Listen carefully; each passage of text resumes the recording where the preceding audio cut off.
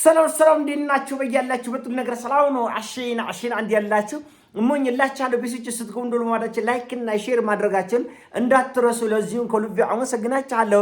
ዛሬ ወደ ሚዛናችን ዘላችሁ መጣን። እንግዲህ ሌሊቱን ቢቢሲም፣ ሲኤንኤን፣ አልጀዚራ ዓለም አቀፍ ሚዲያዎች በሙሉ ሰበር ዜና ሲያቀርቡ ነው ያደሩት። ኢራን በ11ኛው ሰዓት ላይ እጅ ሰጥታለች ብለዋል። የኦማን የውጭ ጉዳይ ሚኒስትር እንደምታውቁት በአሜሪካና በኢራን መካከል ያለውን ድርድር ሲያሳልጡ የነበሩ መሰከር ናቸው፣ ወይም ደግሞ በመሃል ላይ የነበሩ ሰው ናቸው። የኦማን የውጭ ጉዳይ ሚኒስትር ዛሬ አሜሪካ ሄደዋል እና አሜሪካም ሄደው በሰጡት መግለጫ ማርኮ ሩቢዮም ይሄን ሐሳብ ተቀብለውታል።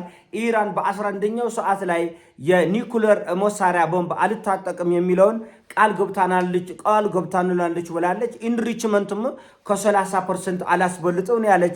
ይሄን ተከትሎ የአሜሪካው ፕሬዚዳንት ዶናልድ ጄ ትራምፕ እኔ በዚህ ሐሳብ አልስማማም፣ ኢራን ዜሮ ኢንሪችመንት ነው ያልኩት እንጂ 20 እና 30% ኢንሪችመንት አላልኩም፣ እኔ በዚህ ድርድር ደስተኛ አይደለሁም ብሏል።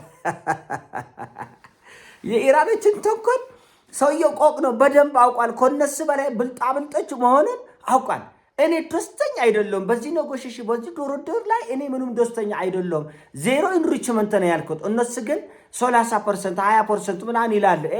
ለማንታታት ነው፣ ለኔ አልተመቸኝም ይሄ ድርድር አለ እና ከዚህ በፊት እንደምታውቁት ኢራን በዚህ በቦሊስቲክ ሚሳይሎቿ ሃይፐርሶኒክ ክሩዝ ሚሳይሎቿ ጉዳይ ጭራሽ ለድርድር አልቀመጥም ነው ያለችው። ጭራሽ ወሬ ራሱ አልፈልግም ነው ያለችው በዚህ በክሩዝ ሚሳይል። የኒኩሌር ጉዳይ ግን አሁን ለምን ይሄን ያህል ማራገብ እንዳስፈለገ በ11ኛው ሰዓት ኢራን እጅ ሰጠች፣ በ11ኛው ሰዓት ኢራን እጅ ሰጠች የሚለው ለምን መናፈስ እንደፈለገ አላውቅም። ምክንያቱም ከኦማንም በፊት ቱርክ ላይ ከተደረገውም ኦማን ላይ ከተደረገውም ጄኔቫ ላይ ከተደረገውም ስምምነት በፊት በኒኩለር ጉዳይ ላይ ለመነጋገር ፈቃደኛ ነኝ ብላለች ኢራን መጀመሪያውን ከስር መሰረቱ። ይሄ ማለት ምንድነው? ኢራኖቹ ወይ የተብላለውን ለኒኩለር ለአቶሚክ መሳሪያነት የሚያገለግለው መሳሪያ እጅግ በጣም ምስጢራዊ በሆነ ቦታ ደብቀዋል፣ ወይ ወደ ቻይናና ወይ ወደ ራሽያ አጓጉዘዋል። የሆነች አሻጥራለች 100%። እኔ ቀድሜም ስናገር ነበር በኒኩለር ጉዳይ ላይ የሆነ የታሰበ አሻጥራለ። 60% የተብላለውን ዩራኒየም ኢሪቨርሰብል በሆነ ሁኔታ እጠቀመዋለሁ ወደ ኒኩለር መሳሪያነት ወደ ማይድ። እንግዲህ ከ60% በላይ ከ70% በላይ የተብላላ ዩራኒየም እንዳላት ዓለም በሙሉ ያውቃል።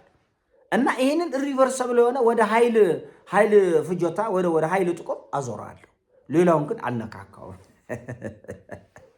እና ከዚህ በኋላ ደግሞ ሌላ ዩራኒየም አላብላላም። ባብላላ 30% ነው ለኃይል ፍጆታ፣ ለሰላማዊ ለሲቪል አገልግሎት ነው ብላል። ትራምፕ በብስጭት ሲቪል አይደንቲንክ ሰው አንሲቪል ነው ይነገራል። እና በጣም የጨነቀለት ነው ይሄ ነገር የጨነቀለት ነው። እንደየፈለገ እኔ ኢራን የኒኩለር መሳሪያን ብሰጥም ዜሮ ኢንሪችመንት ብትደርስም ሁሉ እነሱ ያሉት አሜሪካ የፈለገችውን ባሊስቲክ ሚሳይል ክሩዝ ሚሳይልንም አላመርትም ብትልም አይለቁም ነው ማለት በቃ አይለቁም። ይሄ ኢራን ላይ ያለው የአያቶላ እስላማዊ አገዛዝ ነው የሚሉት ወነሰ። ይሄ እስካልወረደ ድረስ በፍጹም እንቅልፍ አይተኙም፣ ቢነገራቸውም አይሰሙም፣ ቢደራደሩም አይቀበሉም። እነሱ አጠቃላይ የስርዓት ለውጥ ኢራን ውስጥ ይፈልጋሉ። 4 ነጥብ። እና ኢራኖቹ ይህን ያወቁ ይመስላሉ። እንግዲህ ከጀርባ የታሰበውን ተንኮል ቻይኖቹና ራሽያኖቹ አማካሪዎቹ እነሱ ናቸው። በዚህ ጉዳይ ላይ ምን እንዳለም አይታወቅም። ምናየው ይሆናል።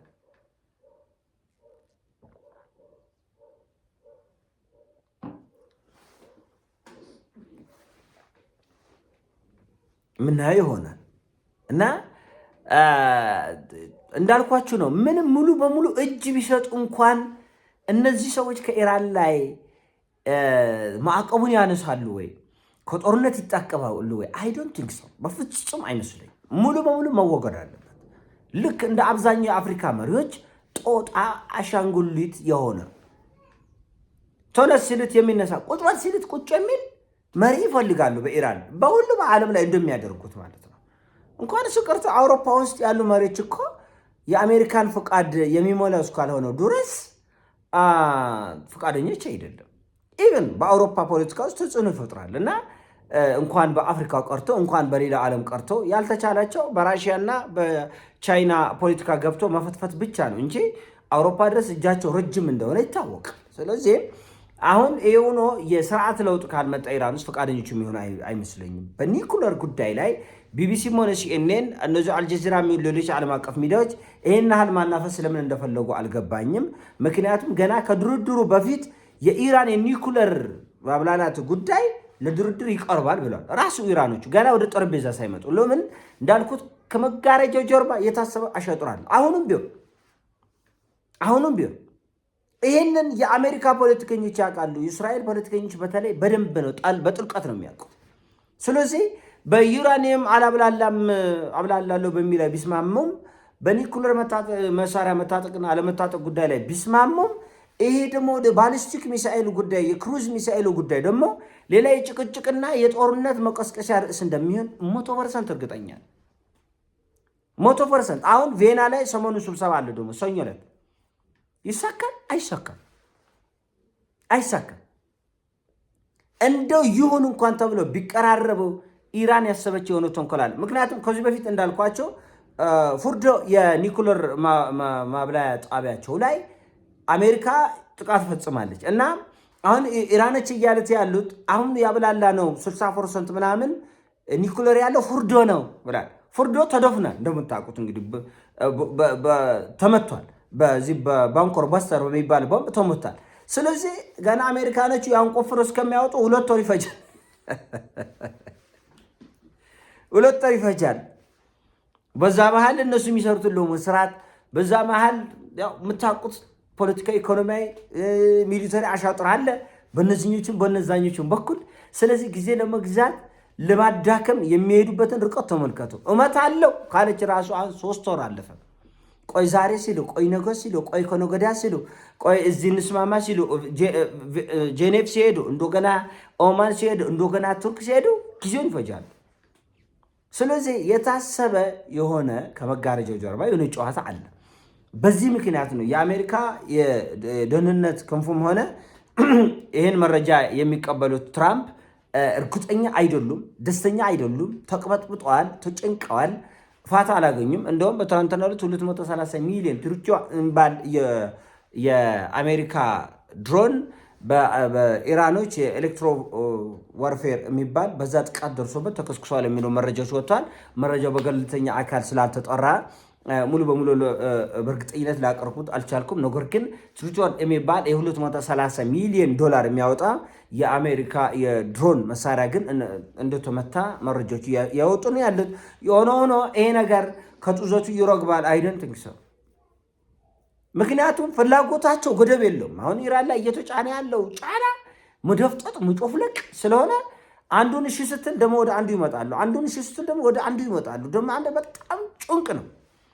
ስለዚህ ይህን ሁሉ ይቀበላሉ አይቀበሉም? እንደተባለው ከዚህ መጋረጃ ጀርባ የቻይናና የራሽያ ረጃጅም እጆች እንዳሉ ግልጽ ነው። ረጃጅም እጆች እና እንደውም ግራ የገባኝና ምን ለማለት ሁሉ እንደተፈለገ ያልገባኝ ሪቨርሰብል ፎርም አድርገን ወደ ኃይል ምንጭነት እንጠቀማለን። ለሶስተኛ ስጡልኝ የተባለው ምናልባት ለሶስተኛ ይሄኛውን እንደ አድቫንቴጅ ሰው ለሶስተኛ አካል ይሰጥ የሚለውን ደግሞ እንደ ሁለተኛ አማራጭ ለማቅረብ ይሆናል። ሶስተኛ አካል የሚባሉት በእርግጠኝነት ኢራኖቹ ወይም ለቻይና ወይም ለራሽያ ነው የሚሰጡት። እንደዛ ነው የሚመስለኝ። ስለዚህ ያ ማለት ደግሞ ያው ከቀኝ እጅ ወደ ግራ እጅ ከግራ እጅ ወደ ቀኝ እጅ እንደማለት ነው የሚቆጠረው። ስለዚህ የኒውክሌሩ ጉዳይ የአሜሪካን ፖለቲከኞች ያስደሰተ ጉዳይ አይደለም። ከፍተኛ ውጥረት፣ ከፍተኛ ጭንቀት ውስጥ የጣለ ነው። የአሜሪካን ፖለቲከኞች በግራም ነፈሰ በቀኝም ነፈሰ ይሄ ነገር የተለየ ለውጥ የሚፈጥር አይደለም። ጊዜ ከመግዛት ውርክብ ከመፍጠር ሙቀት ከመፍጠር የወታደራዊ እንቅስቃሴን ከማደራጀት ያለፈ የሰላም ጭላንጭል የሚታይበት አይደለም። ምክንያቱም ግትርነቶች፣ ጭልምነቶች፣ ጉልቤነት የበዛበት ንግግር ስለሆነ የሚሳካ አይመስለኝም። ነገር ግን የኦማን የውጭ ጉዳይ ሚኒስተር በ11ኛው ሰዓት ተስፋ ሰጪ ነገር አግኝተናል፣ ኢራን ፈጽሞ ፐርማነንትሊ የኒውክሌር መሳሪያ እንደማትታጠቅ ቃል ገብታለች ተብሏል። ይሄ የሚመስል አይደለም። መሬቱ ላይ ካለው ነገር አንጻር የሚመስል አይደለም። ግን ይህን ሀሳብ ተስማምተዋል። ይህን ተከትሎ ሰላም ይመጣል የሚል ተስፋ አለ። ይህ የሞኞች ተስፋ ነው። አመክንዮ ከመጋረጃው ጀርባ ከፊት ለፊት በግራም በቀኝም ያሉ ሀሳቦችን አጣምረ ነው የምታየው እንጂ እኮሌ እንዲህ ስላለ ያንን እንደ መረጃ ተቀበለ የምታቀርቡ አይደለም። እንደ ፖለቲካ እንደሚከታተል ሰው ደግሞ በጥልቀት የራስ እይታ ያስፈልጋል የሚል ሐሳብ አለኝ። ይሄን ሐሳብ ነው። ሐሳብ ሲሞቻችሁ ላይክ አድርጉ፣ ሼር አድርጉ። በያላችሁበት ይሞቻችሁ። ወዳችኋለሁ። ፒስ